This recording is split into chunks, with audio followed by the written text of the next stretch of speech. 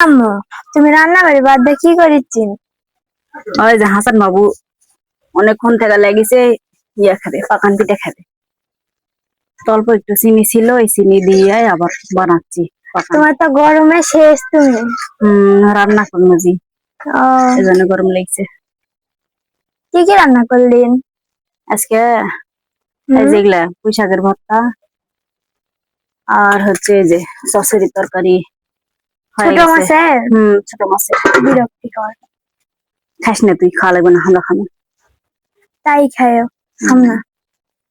তেল গরম করবা দিয়ে দিছি। বেটা তো যেটা খাওয়া যাবে সেটাই করে দিবেন, আমি খাবার চাইলে তো আর হবে না নি। দি না, তুমি যেটা খাওয়া চান সেটাই আমি করে দিই। তাও বেটার মিথ্যা গানা কথা কয় বেশি না। দেন। গরম হয়ে গেছে, দিয়ে দেখি দিনি হয় নাকি। আল্লাহ দেয় মানে দেন হয়। আম্মু, হম আমার দেখো কি অবস্থা। এই শেষের তেলের ধাঁচা লাগলে এরকমই হয়।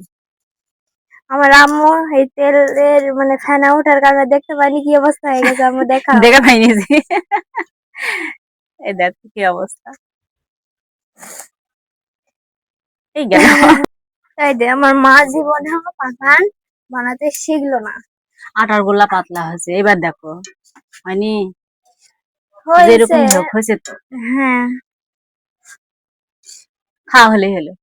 হ্যাঁ, আর তোমার গরমের অবস্থা শেষ। উম, ভাজো। আচ্ছা।